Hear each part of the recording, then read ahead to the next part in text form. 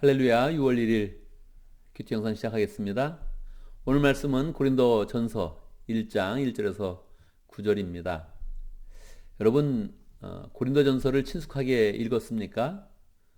우리는 한 달 동안 계속 고린도 전서에 대해서 깊이 묵상을 하겠습니다.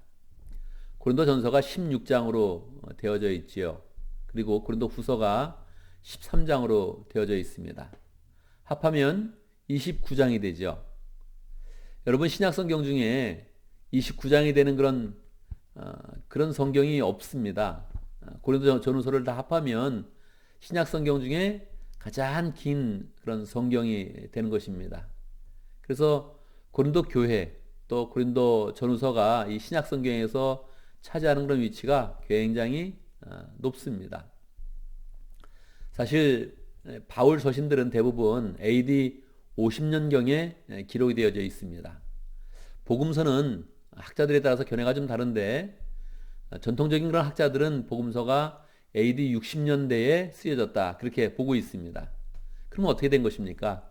복음서보다 서신서가 항상 앞서서 기록이 된 것입니다.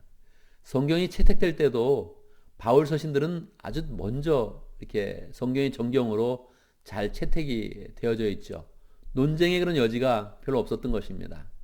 바울 서신이 대부분 50년대, 이 고린도 전서는 55년에서 57년 사이에 기록이 되어 있는데, 기록되자마자 모든 사람들이 이것을 받으면서 바로 이것은 일반적인 글이 아니라, 이것은 일반적인 편지글이 아니라 성경이다, 이렇게 다 공감을 했습니다.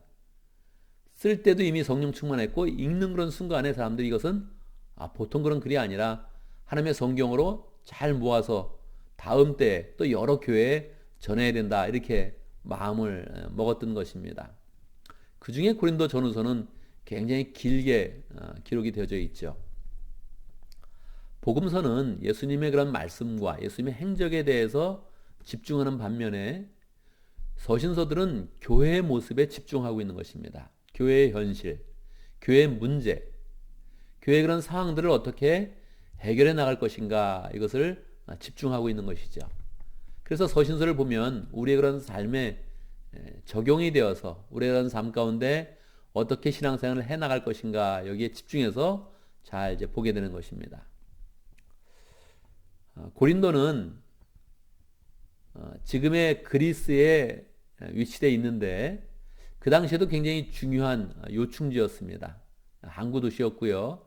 제가 성지순례를 떠날 때 사실 뭐 공부 없이 그냥 성지순례를 한번 가게 됐는데 가자 그래서 그냥 갔습니다. 가서 그냥 비행기 내리니까 내린 곳이 이제 아테네였는데 아테네 내려서 그냥 버스에 태워서 어디 가는지도 모르고 그냥 갔는데 그 간 곳이 이제 고린도였습니다. 그래서 저의 그런 삶 속에 고린도가 굉장히 인상이 깊죠. 제가 제일 먼저 성지순례를 가서 이제 경험한 곳이 고린도였습니다. 고린도는 사도 바울이 2차 전도 여행 중에 세운 그런 교회입니다. 대부분 바울은 교회를 세울 때 한 며칠을 묵거나 아니면 일주일 정도 묵으면 교회가 이렇게 세워집니다. 당시에 바울이 정말 성령 충만해가지고 그냥 지나가는 사람마다 만나기만 하면, 대화를 나누기만 하면 성령의 은혜가 전해지면서 이제 거듭나고 교회 일꾼이 되고 그런 역사가 이제 일어났죠. 그런데 고린도 교회는 바울이 1년 6개월 동안 거하면서 그 교회를 세웠습니다. 바울이 얼마나 공을 많이 들였는지를 우리가 알 수가 있죠. 지역적으로도 그랬고 사람 자체도 포텐셜이 굉장히 많았습니다. 그래서 바울이 고린도에 가 있는 동안에 여기서 사역을 해야겠다 이렇게 마음을 먹었는데 대도시니까 반발이 셌던 것입니다. 뭐 사람들이 고소를 하기도 하고 와서 행패를 부리기도 하고 모임 장소를 다시 못하게 하기도 하고 여러 가지 문제가 있어서 모임 장소를 옮기기도 하고 재판을 가서 또 재판에서 변명을 하기도 하고 여러 가지 하면서 이 문제를 해결해 나가면서 고린도 교회 1년 6개월 있었던 것입니다. 다른 교회에서는 며칠 있었으니까 그냥 이렇게 지나가면서 모든 그런 경비나 그런 것도 사용을 했는데 고린도에서는 1년 6개월 있으니까 거기 체류하는 그런 비용도 많이 들게 됐습니다. 그래서 그 고린도에서 처음으로 바울도 선교 사역과 일하는 것을 병행을 했죠. 유대인들은 보통 전문적인 지식과 더불어서 먹고 살 수 있는 그런 그 기술 하나를 더 이렇게 체득하게 어려서부터 이렇게 교육을 시켜준다 그러는데, 바울은 텐트 만드는 일을 했습니다. 그래서 고린도에서 텐트 만드는 일을 했죠. 그래서 보통 텐트 메이커 이렇게 이야기하면 자비량 선교사다 이렇게 이야기하는 것입니다. 자기 일도 하면서 하나님의 일을 하는 사람, 뭐 헌금으로만 사용하지 않고 자기가 직접 일을 하면서 선교 비용을 조달하면서 일하는 사람을 텐트 메이커다 이렇게 일하는데, 이 고린도 교회에서 바울이 텐트 짓는 일을 하면서 텐트 메이커라는 그런 그 말이 생겨나게 된 것입니다.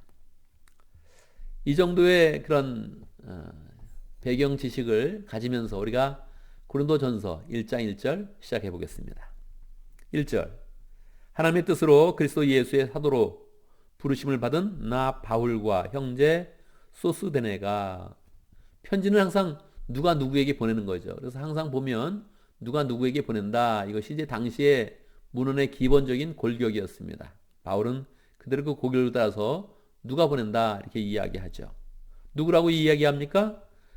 하나님의 뜻으로 그리스도 예수의 사도로 부르심을 받은 나 바울은. 그래서 바울은 항상 늘 내가 사도다 그렇게 이제 스스로 이야기하고 확증해서 이야기를 했지요. 이것은 당시의 사람들이 바울을 사도로 받아들이는데 좀 어려움이 있기 때문에 바울은 더 강력하게 내가 하나님의 뜻으로 부르심을 받은 사도다 이런 이야기를 했죠. 왜 그렇습니까? 일반적인 사람들이 예수님의 직계 12제자가 사도고 나머지는 그냥 일반 제자다 이렇게 생각을 했는데, 사도 바울은 환상 중에 예수님을 만났기 때문에 그냥 만난 것이 아니고 특별 교육을 받았죠. 3년간 아라비아 사막에서 특별 교육을 받으면서 나는 하나님 앞에 특별히 교육받은, 예수님과 친밀하게 계시를 받은 그런 사도다, 이것을 이제 놓치지 않고 강조를 합니다. 자기를 높이는 것이 아니라 자기가 받은 계시, 자기가 가르치는 가르침이 조금 수준이 낮아지는 것을 염려해서 사도 바울은 항상 사도라는 그런 그 직분을 강조를 하죠. 형제 소스데네는 그 고린도에 있었던 회당장이었었는데, 지금 아마 바울이 고린도 전서를 쓰고 있는 그런 에베소 지역에 잠시 같이 있어서 통역을 하면서 소스데네가 함께 편지를 쓴다 그렇게 이야기하고 있습니다. 2절 보면요, 고린도에 있는 하나님의 교회에 이 편지를 씁니다. 그래서 대상을 밝히는 거죠. 새 번역에서는 조금 더 이 내용이 조금 약하게 번역이 됐지만, 고린도에 있는 하나님의 교회, 즉 하나님의 교회는 무엇이냐 하면서 그 다음 구절이 설명되고 있죠. 그리스도 예수 안에서 거룩하여지고 성도로 부르심을 받은 여러분에게 문안드립니다. 그래서 교인은 무엇이냐면 거룩해지고 그리고 성도로 부르심을 받은 사람이다. 거룩한 자이다. 우리가 보통 성 어거스틴, 캐톨릭에서는 세인트라는 그런 말을 많이 쓰지 않습니까? 성인 그렇게 쓰는데, 이거는 뭐 가톨릭의 그런 그 개념은 항상 뭐 성경적이지 못합니다. 어떤 일반적인 훌륭한 사람을 성도라고 할 수도 있지만 그것은 뭐 일반적인 그런 생각이고요. 사도 바울처럼 하나님의 부르심을 받은 자가 성도다. 정말 목양을 하는 사람, 목자를 인도하는 사람, 이런 사람들이 성입니다. 이런 개념을 가지고 있어야 되죠. 이게 성경적인 그런 개념이죠. 목자 목녀님이 세인트다. 또 목자 목녀님의 가르침을 받아서 하나님의 말씀을 잘 받들고 날마다 그 말씀 가운데 승리하는 사람이 바로 세인트다, 성도다, 이런 그 마음을 잘 가지고 있어야 되죠. 또 각처에서 우리 주 예수 그리스도의 이름을 부르는 모든 이들에게 아울러 문안드립니다. 무슨 뜻입니까? 사도 바울은 이것을 기록하면서 고린도 교회에게 편지를 썼는데, 이 편지가 고린도 인근의 교회들에게 다 전파되어지고 또 모든 그런 하나님의 백성들에게 전파될 것을 미리 염두에 두었던 것입니다. 고린도 교회 한 교회만 쓰는 것이 아니라 한 교회 쓰고 있는데 이미 성령으로 감동받으면서 각처에서 우리 주 예수 그리스도의 이름을 부르는 모든 이들에게 아울러 문안드립니다. 그러니까 바울이 지금 우리들에게도 문안하고 있는 것입니다. 성령 가운데 우리를 염두에 두진 않았지만 바울은 분명히 이 편지가 모든 그런 교회에게 퍼져갈 것을 미리 알고 있었던 것이죠. 예수 그리스도는 이 사람들의 주님이시며 우리의 주님이십니다. 바울의 그런 이야기 가운데는 항상 주님에 대한 그런 이야기가 나오죠. 하나님 우리 아버지와 주 예수 그리스도께서 내려주신 은혜와 평화가 여러분에게 있기를 빕니다. 그래서 이제 인사말을 마치게 됩니다. 여러분 누구에게 인사하고 그 다음 말을 무슨 말을 하겠습니까? 생각해 보시죠. 여러분 딴 사람에게 인사말을 했어요. 그 다음에 안녕하세요 인사했어요. 그리고 이제 대화를 본격적으로 하려고 그래요. 무슨 말을 하겠습니까? 이것은 우리가 늘 가족께서 하는 그런 이야기죠. 감사의 제목을 나누는 것입니다. 감사한 일을 먼저 나누는 거예요. 무난했으면 항상 감사로 시작하는 거예요. 자기의 감사도 있지만 대상에 대한 그런 감사가 있으면 더 내용이 아주 풍성해지겠죠. 그래서 사도 바울은 고린도 교회의 그런 감사로 시작을 합니다. 나는 여러분이 그리스도 안에서 받은 하나님의 은혜를 생각하고 여러분의 일로 언제나 하나님께 감사를 드립니다. 이렇게 해서 고린도 교회뿐만 아니라 다른 교회도 서신을 쓸 때 항상 바울은 그 교회에 대한 감사를 먼저 이야기했습니다. 나 요즘에 이런 것 때문에 감사해. 이것도 감동했지만 나는 여러분을 생각하면서 감사합니다. 나는 날마다 여러분을 위해서 기도하고 있는데 그 기도의 내용 속에 여러분을 생각하면 감사가 넘칩니다. 얼마나 풍성한 그런 대화겠어요. 대화 중에. 이런 걸 우리가 잘 배워야 되죠. 난 여러분을 생각하면서 항상 감사해. 너무너무 풍성한 그런 이야기죠. 무엇을 감사하게 될까? 5절. 여러분은 그리스도 안에서 모든 면에서 풍족하게 되었습니다. 곧 모든 언변과 온갖 지식이 늘었습니다. 고린도 교회는 지식이 많은 사람, 언변이 많은 사람이 많이 있었습니다. 이걸 예수님을 믿으면서 믿음 안에 있으면서 또 영적인 지식, 영적으로 또 사람을 권면하고 말하는 그런 그 기술이 굉장히 많이 늘었다는 거예요. 그리스도에 관한 증언이 여러분 가운데 이렇게 튼튼하게 자리 잡았습니다. 간증이 많았던 그런 교회인 거죠. 7절. 그리하여 여러분은 어떠한 은사에도 부족한 것이 없으며 우리 예수 그리스도의 나타나심을 기다리고 있습니다. 이 교회의 장점은 무엇입니까? 지식과 언변이 뛰어나고요. 그 다음에 은사가 많았습니다. 그리고 이야기하지 않았지만 이 교회는 부자교회였습니다. 이 지역이 부자교회여서 이 교회가 다른 교회보다 재정이 튼튼했습니다. 자, 그러면 말 잘하고 지식이 많고 은사가 많고 부자고 여러분 이런 사람을 어떻게 대해야겠습니까? 어떻게 대하겠습니까, 여러분? 은매 기죽어 그렇게 대하겠습니까? 바울은 그렇지 않았습니다. 이런 많은 장점이 있었음에도 불구하고 이 교회가 문제가 많았던 거예요. 그래서 고린도전서가 길어지는 겁니다. 이제 이 교회를 조금 더 책망하기도 하고 또 지식으로 가르치기도 하고 영적으로 또 권면을 하면서 이 교회를 세워가려고 하는 것입니다. 우리 주 예수 그리스도께서 나타나실 날에 여러분이 흠잡을 데 없는 사람으로 설 수 있도록 주님께서 여러분을 끝까지 튼튼히 세워주실 것입니다. 이 말은 항상 어떤 의미를 담고 있는 거죠. 흠잡을 데 없는 사람으로 설 수 있도록 도와주신다는 것은 무슨 말입니까? 이 교회가 흠이 많다는 거예요. 흠잡을 수 없도록 세워주시길 바라기 때문에 지금 편지를 쓰고 있는데 여러분 좀 흠이 있군요. 그런 뜻입니다. 그러니까 권면할 그런 내용이 있다는 거예요. 사실은 세상적으로는 말 잘하고 지식이 있고 은사가 많고 부자고 무슨 말을 더 할 수 있겠어요. 근데 바울이 영적인 권위를 가지고 은혜를 가지고 이 사람들에게 다가가서 더 정말 이 교회가 온전해질 수 있도록 이제 영적인 그런 권면을 하는 것이죠. 하나님은 신실한 분이십니다. 하나님께서 여러분을 부르셔서 그 아들 우리 예수 그리스도와 친교를 가지게 하여 주셨습니다. 그래서 구원의 은혜 가운데서 이 교회를 잘 권면하면서 세워가겠다는 그런 바울의 의지가 초반부에 나와 있는 것입니다. 우리는 그 마음 가운데서도 고린도전서에 대해서 깊은 그런 그 마음을 가지고 그리고 기대를 가지고 이 말씀을 한번 시작해 보겠다 하는 그런 생각을 가져보고요. 또 우리 6월 한 달 계속적으로 이 고린도전서를 볼 때 이 서신서의 묘미는 무엇인가 이걸 생각하면서 말씀을 보면 좋겠습니다.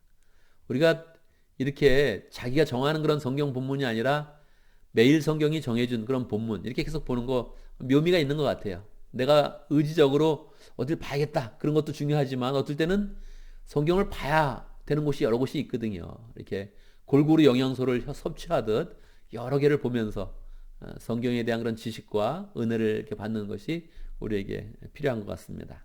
함께 기도할 때 하나님 또 6월이 되었습니다. 6월 달에 고린도전서 이 목회서신 잘 이해하는 그런 복된 그런 한 달이 될 수 있도록 인도해 주십시오. 바울이 가졌던 영성을 우리가 그대로 배우게 해 주십시오. 그렇게 함께 기도하고요. 우리가 세상을 위해서는 참 기도할 게 많습니다. 어제 난리가 났죠. 에머리빌에 이어서 월러크릭에 가서 사람들이 또 상점을 부시고 또 가져가고 이렇게 막 했습니다. 월러크릭이 어떤 곳입니까? 백인들이 많은 곳인데 아마 거기는 흑인들이 없을 거야. 안전한 동네일 거야 이렇게 생각을 했는데 거기에 가서 사람들이 또 폭도가 되어서 많은 것을 약탈하고 그렇게 난리를 부렸습니다. 부끄럽죠. 미국이 참 부끄럽습니다. 코로나 바이러스에 대처하는 그런 방식이 너무너무 부끄러웠습니다. 정치인의 태도도 너무너무 부끄러웠습니다. 이건 우리나라 하는 말 있죠. 이게 나라냐? 뭐 그런 거 있잖아요. 한국 사람들이 맨날 분노에 차가지고 맨날 한국을 비판할 때 쓰는 말 아닙니까? 이게 나라냐? 미국이 그렇죠. 미국이 나라의 수준을 보여주지 못했어요. 그런데 또 여기에 또 경찰이 사람을 그렇게 억울하게 죽게 하고 그리고 또 이렇게 분노하는데 분노하는 사람들이 다 가져오는 이슈는 무엇입니까? 정의인데 정의. 정의를 가져왔는데 정의롭지는 못한 그런 모습을 계속 보이는 거예요. 정의를 얘기하면서 약탈하고 상점을 부셔요. 이게 미국의 수준입니다. 미국은 원래 이런 수준이었어요. 근데도 딴 나라에 가서는 세계 최강이다 막 이렇게 얘기하는 거 너무너무 부끄럽죠. 우리가 이런 나라에 살고 있는데 더 기도하면서 우리가 책임을 지고 또 대신 또 회개하면서 이 나라를 살려가면 좋겠습니다. 교회를 위해서 자꾸 기도해야겠습니다. 교회가 약해지고 있습니다. 우리 교회가 약해지고 있습니다. 여러분 이걸 심각하게 생각하면서 목장을 잘 세워가고 또 하나님의 은혜 가운데 또 사람들을 잘 세워가면 좋겠습니다. 각자 기도하는데 제가 기도하고 여러분 각자 기도하는 시간 갖도록 하겠습니다. 하나님 주의 은혜 가운데서 6월을 주심을 감사합니다. 6월 한 달 동안 우리에게 또 고린도 전서를 허락하여 주셨는데 하나님 우리가 서신서를 잘 보면서 우리 교회에 필요한 것, 우리의 삶 가운데 필요한 것, 하나님의 그런 복음의 원리를 우리의 삶에 적용하는 것 잘 배워갈 수 있도록 인도하여 주시옵소서. 하나님 미국이 참으로 요동하고 있습니다. 하나님 갈 바를 알지 못하면서 요동하고 있습니다. 죄악은 드러나고 본능도 드러나고 하나님 그 마음 가운데 더러운 것과 어리석은 것과 수치스러운 모든 면이 다 드러나고 있습니다. 하나님 불쌍히 여겨 주시옵소서. 복음으로 치유하여 주시옵소서. 이 미국이 시작될 때 말씀의 원리 가운데서 말씀에 신실한 그런 사람들이 많이 세워졌는데 하나님 다시 하나님을 사랑하는 그런 사람, 말씀을 사랑하는 사람, 하나님의 공의를 사랑하는 사람들이 많이 필요합니다. 우리를 이곳까지 불러주셨사오니 하나님 우리 가운데 말씀으로 살아가는 법을 잘 배우게 하시고 말씀으로 굳건히 서서 이 사회를 변화시켜가는 하나님 밑거름이 될 수 있도록 주님께서 축복하여 주시옵소서. 하나님 코로나 바이러스 때문에 사람들은 다 움츠러들고 우리 교회도 약해지고 있습니다. 불쌍히 여겨주시고 하나님 복음 안에서 이 시간에 더 하나님을 풍성히 사랑하며 하나님 관계가 깊어지며 다른 에게 선한 영향을 끼치는 복된 하나님의 백성들 될 수 있도록 역사하여 주옵소서. 6월 1일입니다. 월요일입니다. 오늘 하루 또 하나님의 은혜 가운데 힘차게 살아가며 맡은 일을 잘 감당할 수 있도록 역사하여 주옵소서. 맡은 일을 넉넉한 모습으로 잘 감당하고 다른 사람들을 잘 돌볼 수 있는 은혜와 능력과 사랑을 허락하여 주옵소서. 예수님의 이름으로 기도드리옵나이다. 아멘.